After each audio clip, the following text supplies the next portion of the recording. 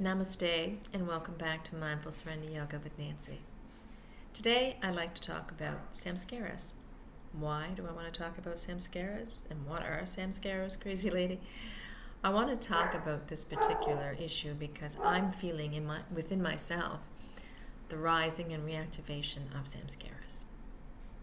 And it has the appearance of making my life seem a little bit more challenging than it has to be right now. So that's why I want to talk about it, because I'm sure I'm not the only individual who has this issue with second wounding. And second wounding would be a Buddhist term referring to the second wounding of the second arrow, with the second arrow. Okay, let's get back to what a samskara is. Samskara is a Sanskrit word, and it means actually, without all the spiritual connotation around it, because I really want to make this more practical than I do spiritual. It is those stored imprints within us, those stored impressions that are what the Buddhists would refer to as formations within our minds, within our deep below our psyche, in what Thich Nhat Hanh would refer to as stored consciousness, and a psychologist would probably refer to as a subconscious. So within our minds, in our subconscious minds, we all have samskaras. And the subconscious mind, I want you to look at in terms of the heart, not physiological heart, but I again don't want to use the word spiritual, I don't know how else to explain it, but the idea or the spiritual heart. So in that, we have our samskaras being stored. Now, our samskara is a memory, an impression, an imprint that has been stuck inside us. But things aren't supposed to be stuck inside us, are they? All the phenomenon we see in the world, 99.5% of it, Michael Singer assures us, is just coming in and going out. We are enlightened in the sense when we allow things to come in and go out, and 99% of the phenomenon that we experience or observe in this world today comes into us and it goes out of us. We're driving along in a car for an hour going from one place to another. You're going to see a million different trees and rocks on the road and lines on the road and people walking by and other cars and animals and clouds in the sky and whatever, fence posts and light posts. And we're going to see so much phenomenon.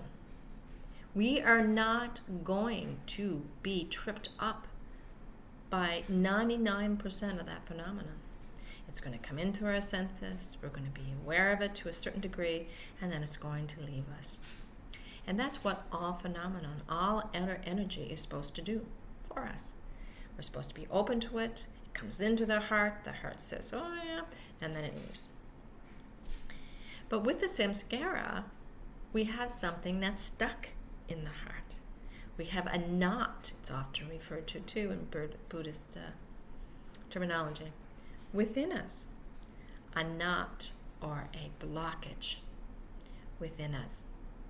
This memory, this imprint, this experience we had in the past, it's now a block within our hearts.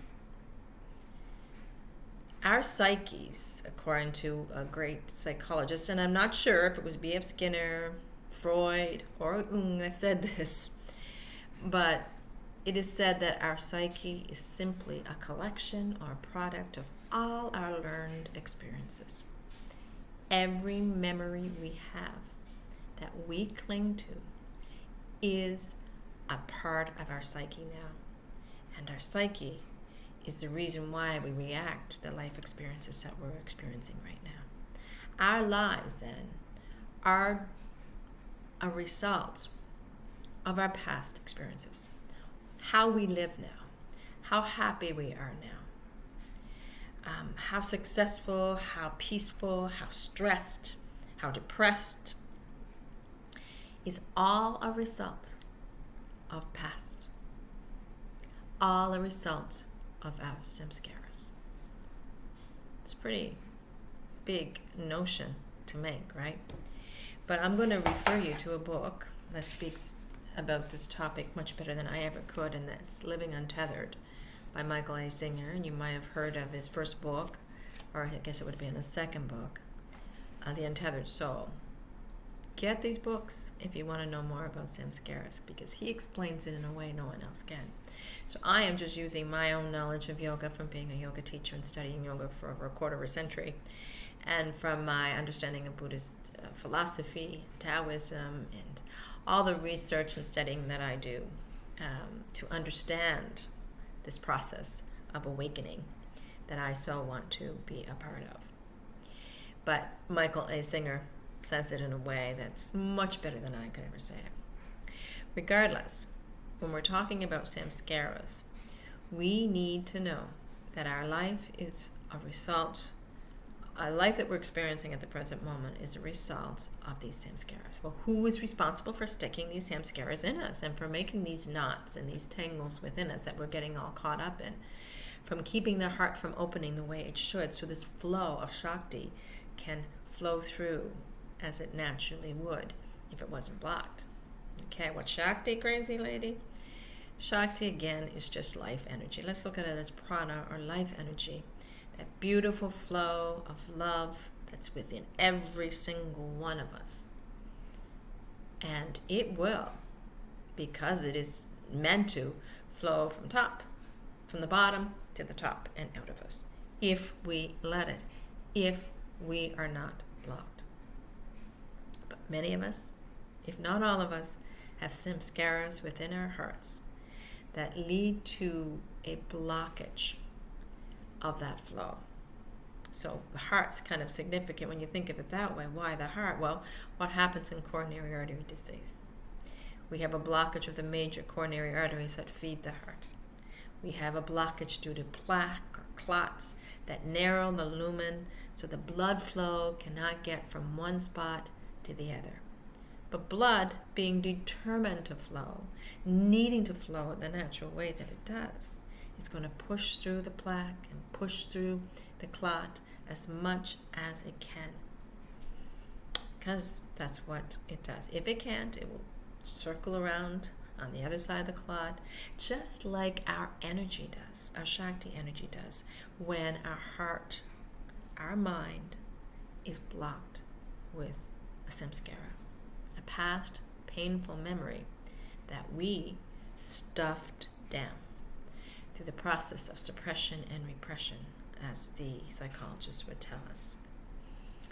Pushing down a painful experience when it happens, resisting it because it is too painful, is the most common cause of our samskaras.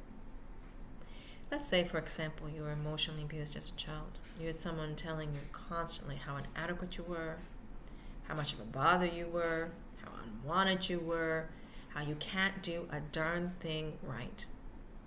As a child, when an adult or a figure that is there to care for us tells us such thing, through a process of magical thinking, we can't even begin to think that they're wrong.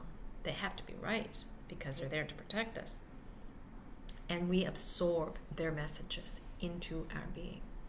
The pain we experience when we're told that we're not good enough, we're told we are unloved, when we're told that we can't do anything right, is so acute and painful at the time.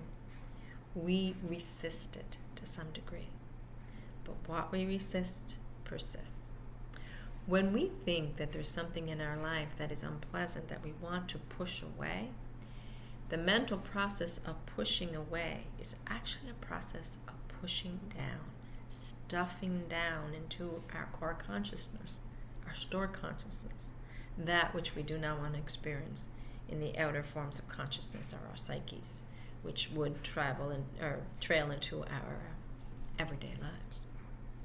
So we stuff these painful experiences down as a child, and then we spend the rest of our lives trying to prevent them from coming back up, trying to prevent them from being triggered, trying to overcompensate possibly for them by a process of lifelong redemption, trying to do things, get 2 or 3 graduate degrees, become successful, own your business, get a house, get a car, hang with the right people, anything to prevent that core message, that core pain from coming back up so that we have to deal with it.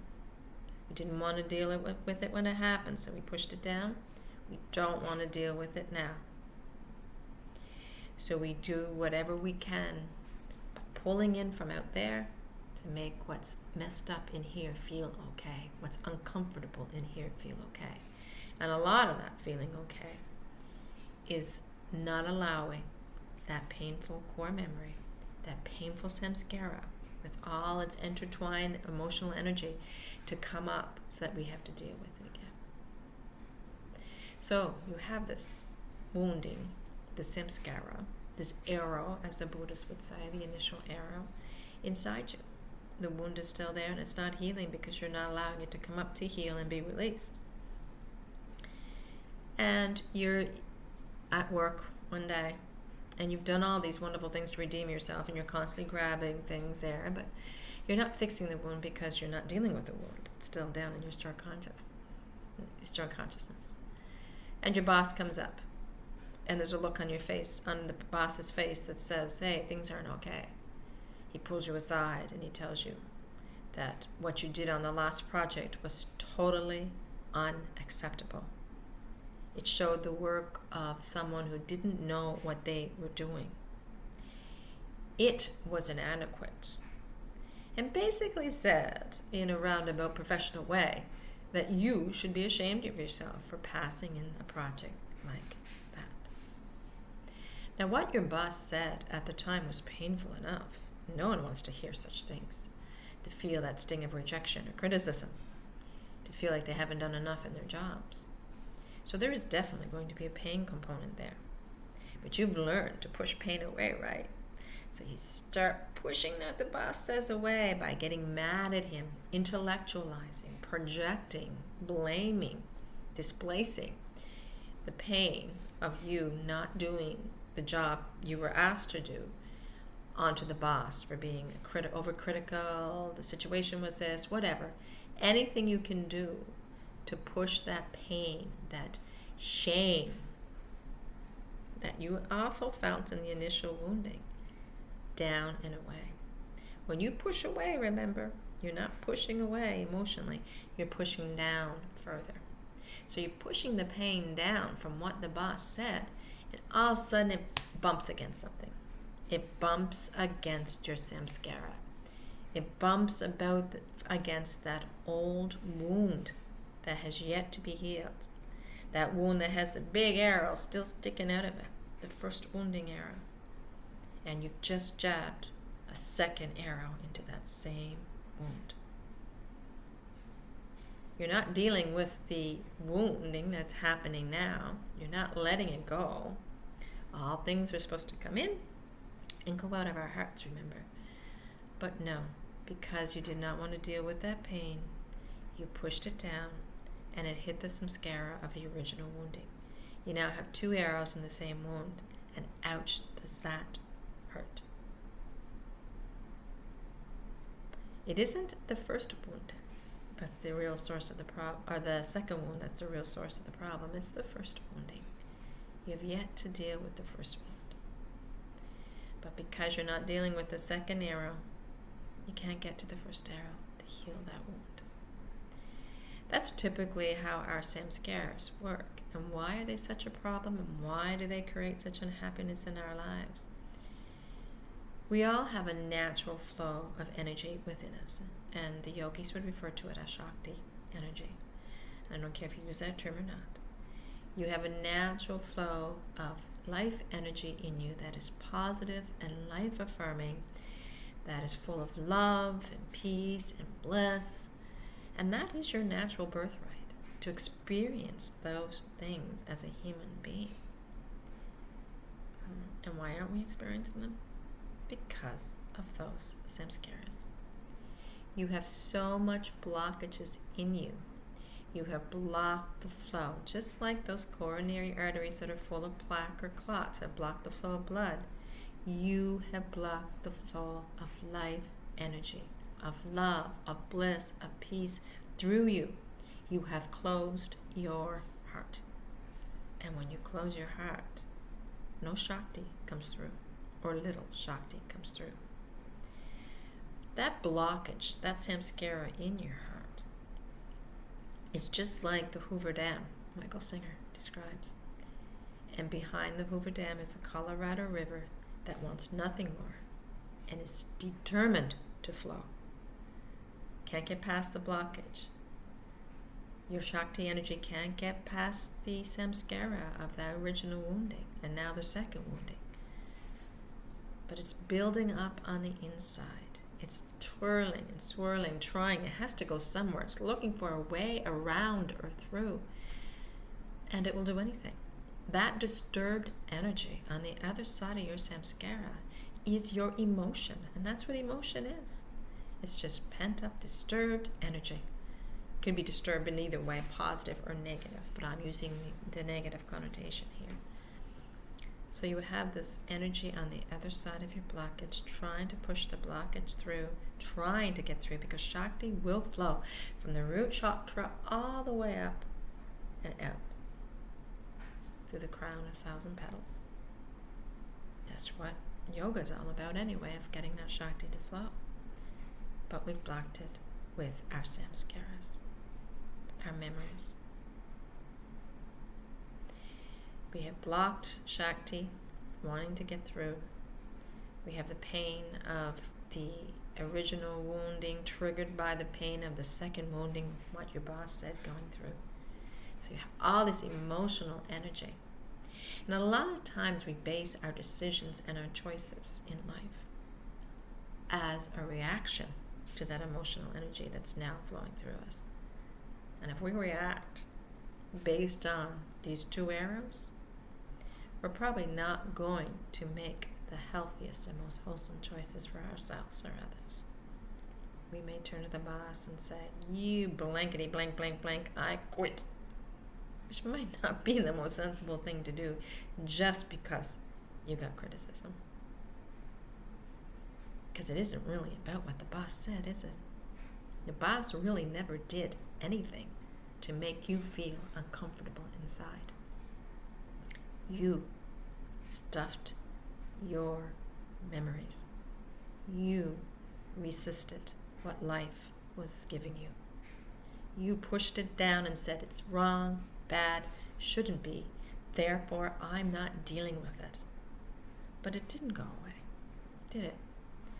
It's now in your subconscious mind. Like a seed, Thich Nhat Hanh would say, waiting to be watered, waiting to be nourished, waiting to come up to your conscious awareness. And when it comes up to your conscious awareness, it will infiltrate your life experience. Our psyches are the sum, the collection of all our learned experiences. Our present day lives, whether we consider them good, bad, wrong, shouldn't be, are results of these samskaras. We are meant to have free-flowing Shakti through us. We are meant to be peaceful. We are meant to be enthusiastic and excited about being on this planet, seeing and experiencing all that life is unfolding in front of us. We are meant to be love, not just loved.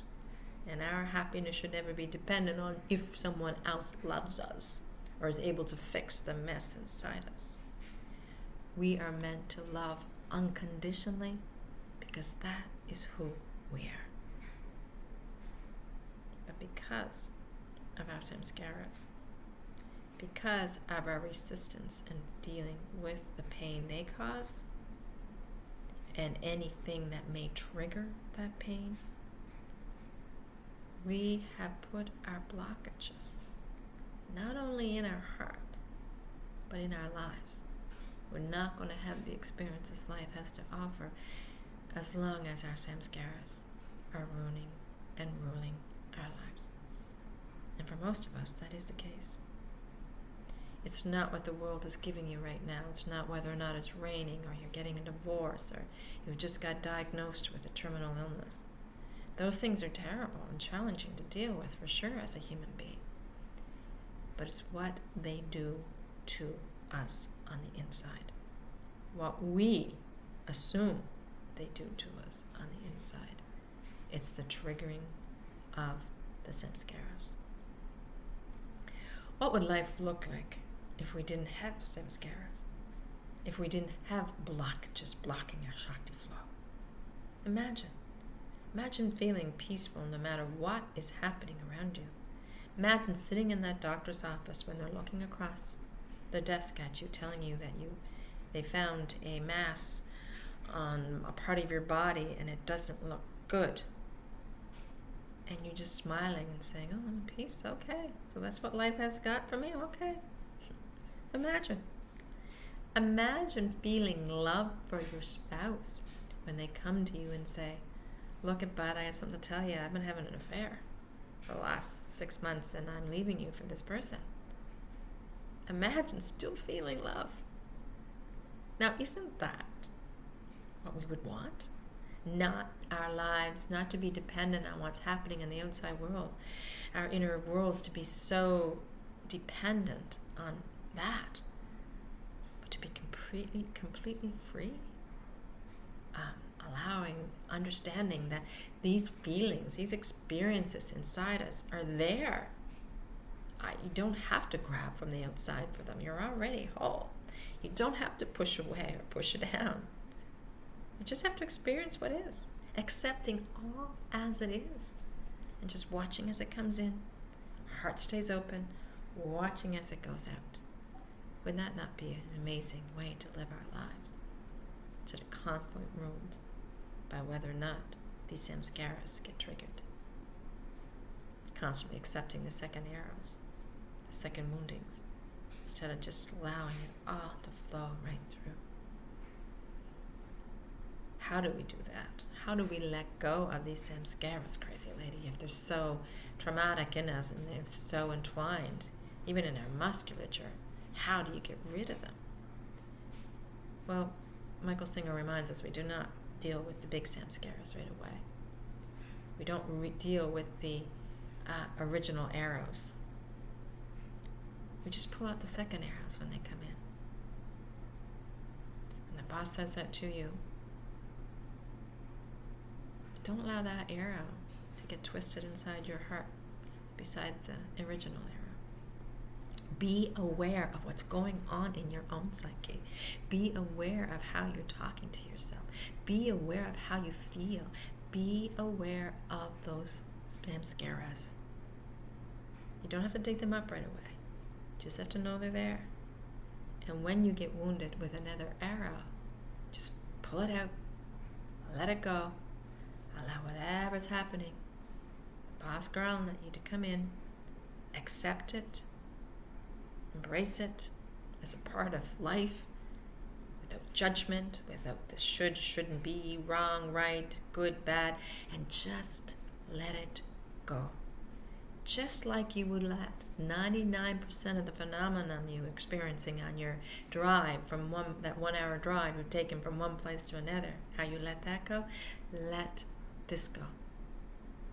Begin with the small things, and then Singer assures us what will happen is those deeply rooted and entwined samskaras will start coming up on their own. I'm experiencing that right now. As I let go of the smaller things, my deep-rooted samskaras are coming up to the surface. It isn't pleasant. Let me tell you that right now. They were stuffed and stored with pain, so they come back with pain. So you have to prepare yourself for that. But when you're willing to let them go, because you know now that nothing out there is going to fix you inside, that you and you alone are responsible for whatever's going on in here, and once you're really, truly wanting to experience life with the Shakti flowing through you freely and naturally, then they're going to come up. This energy that's pent up on the outside when we have an emotion is pushing the samskaras up to the surface. Don't push them back down. Don't close your heart to them any more than you've closed it. Don't make that lumen any tinier. Allow the Shakti to flow by being willing to let your samskaras go. Don't make more arrows. Don't allow more arrows to get implanted in your body and in your mind and in your soul. Just let it go. Well, that's what came out of me as I sat here, and I don't know if it makes a lick of sense to anyone. I don't even know if it makes a lick of sense to me, but that's what came out. Thank you so much for joining me. Have a wonderful, wonderful day. A Samskara free day. Namaste.